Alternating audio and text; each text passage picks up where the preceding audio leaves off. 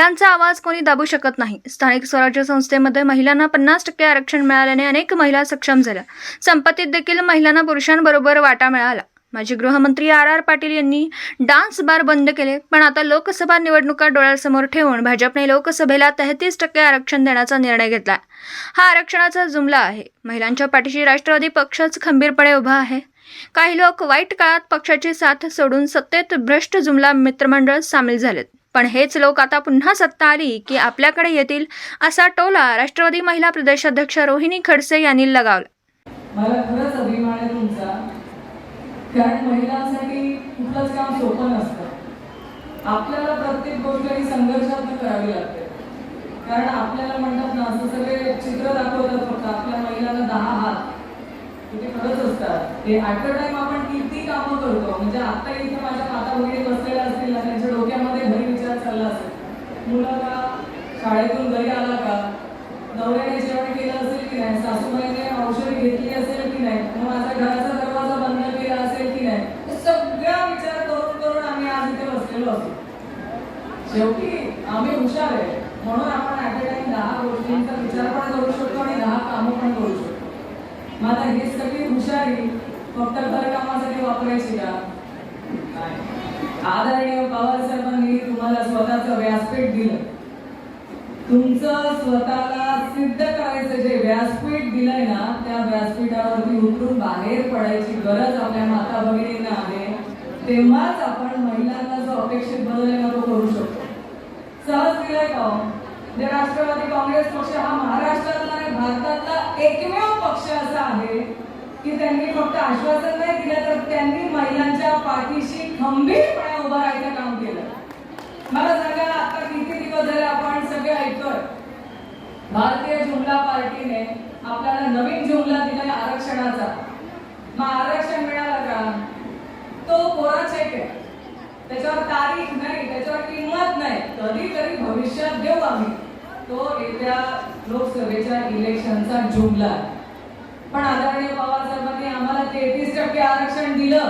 त्या आरक्षणाच्या जीवावरती आम्ही आज सरपंच झालो, ग्रामपंचायतला सरपंच होऊन पंचायत समितीला सभापती होऊ शकतोय, आज जिल्हा परिषदला सभापती अध्यक्ष होऊ शकतोय. देण आहे ना साहेबांची. बरं, फक्त आरक्षण दिलं आणि महिलांचं सक्षमीकरण झालं असं का? असंही नाही. मग तुम्हाला सीमेवरती संरक्षण दलामध्ये तुम्हाला आरक्षण देऊन माझ्या माता भगिनी ह्या सक्षम आहेत, त्या लढू शकतात, म्हणून त्यांना तिथेही आरक्षण दिलं. मग त्याच्यानंतर माझ्या माता भगिनींना बरेचदा आपल्या अशा अडचणी असतात की लग्न होऊन गेल्यानंतर काही वाईट प्रसंग जर आपल्या घरावरती झाला किंवा एखाद्याचा दुर्दैवी मृत्यू झाला आणि आपल्यावरती अशी परिस्थिती येते की आता काय करायचं, अशाही परिस्थितीमध्ये माझ्या माता भगिनीला एकटं वाटू नये म्हणून तिला वडिलांच्या संपत्तीमध्ये 50% अधिकार देण्याचा निर्णय ना आदरणीय पवार साहेबांनी दिला. खरं सांगा, ज्या ज्या माता भगिनींच्या वरती परिस्थिती आली ना, त्यांना माहिती आहे हा निर्णय खूप महत्वाचा आहे. आपण 50% नाही घेणार, कारण आपल्या माता भगिनींना सोडायची सवय असते. जाऊ दे, आई वडिलांचं आहे, मला नकोय, भावाला लागणार आहे, मला नकोय, याला लागतंय, त्याला नकोय. पण ज्याच्यावर फार वाईट वेळ आली आहे ना, तेवढं तर अधिकाराने थोडंफार मिळतं की नाही, त्याच्यावरही आपण करतो, आपण जगू शकतो. पण हा आधार आहे ना, हा खूप महत्वाचा आहे. ज्या वेळेस वाईट काळ येतो ना, त्यावेळेस सगळे उभे नाही राहत. वाईट काळ आला की लोक चालती होतात. त्याचं उत्तम उदाहरण तुम्ही आता सगळे महाराष्ट्रात बघितलं असेल. जरा सत्ता इकडची तिकडे गेली तर सगळे तिकडे जायला लागले की नाही?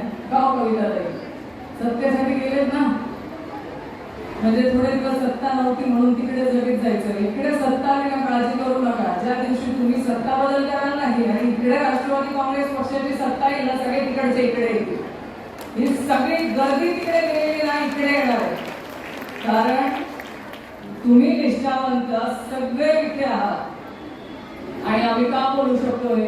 कारण तुमच्यासारख्या सगळ्या निष्ठावंत महिला आज पवार साहेबांच्या पाठीशी आहेत म्हणून आम्ही हे बोलू शकतो. आणि खरंच मला तुमचा प्रचंड असा अभिमान आहे की तुम्ही सत्तेच्या लालसेपोटी गेला नाही, तुम्हाला रोजच्या किती आश्वासनं येत असतील त्याही आश्वासनांना बळी पडला नाही आणि पक्षाची विचारधारा आणि आदरणीय पवारसाहेब, आदरणीय जयंत पाटील साहेब, आदरणीय सुप्रियाताई सुळे यांच्या नेतृत्वावर जो पक्ष काम करतोय ना, जो महिलांसाठी काम करतोय, त्या पक्षाच्या तुम्ही सगळे पाठीशी उभा राहिला म्हणून मला अभिमान आहे. आणि सोपं आहे का हो सगळं? आज आदरणीय पवार साहेब प्रत्येक जिल्ह्यात जाऊन जाऊन मेळावे घेत आहेत. कशासाठी घेत आहेत? तुमच्या माझ्यासाठी घेत आहेत. आज परिस्थिती महाराष्ट्रात कशी आहे? आज बेरोजगारी वाढली आहे, महागाई वाढली आहे आणि महागाईचं तर सगळ्यात मोठी झड माझ्या माता भगिनींना पडते. कारण नवऱ्याने कमावून आणलेला आपल्याला किती प्रमाणात कसा खर्च करायचा हे सगळं बजेट आपल्याला लावावं लागतं. मग त्याच्यात औषधीचा खर्च असेल, मुलाबाळांच्या शिक्षणाचा खर्च असेल, आईवडिलांचा खर्च असेल, जाण्या येण्याचा प्रवासाचा खर्च असेल, सगळं बजेट लावताना तारेवरची कसरत होते की नाही? माझी तर होते. मला प्रत्येक वेळेस मुलाने मी मागितलं की जर असा आखडता हात द्यावा लागतो, थांब जरा पुढे बघू. मग असं जर प्रत्येक ठिकाणी का होत आहे? मग आज तेलाचे भाव वाढले की नाही? आज तुरीचे भाव वाढले की नाही? आज तुमच्या गॅस सिलेंडरचे भाव वाढले की नाही? मग आता याच्यावर कोणी बोलायला तयार आहे का? त्याच्यावर नका बोल. महागाईवर चर्चा नाही, चर्चा वेगळीच चालली. ती तुम्ही सगळ्यांनीच काल अनुभवली काय चर्चा चालली. मला त्याच्यावर बोलायचं नाही. पण मग महागाईवर मी बोलणार नाही, बेरोजगारीवर बोलणार नाही, तुमच्या मुलांना नोकरी लागायवर बोलणार नाही, तुमच्या विकासाचं बोलणार नाही. फक्त पक्ष फोडाफोडीचं राजकारण महाराष्ट्रामध्ये आपण बघतोय. मला हे फार चांगलं चित्र आहे असं मला वाटत नाही. तुम्हाला पटताय का तेही मला वाटत नाही. पण खरं हे सगळं करत असताना एक तुमच्या माता भगिनींनी जे चांगले कार्यक्रम घेतले त्याचा मी नक्कीच उल्लेख करणार इथे.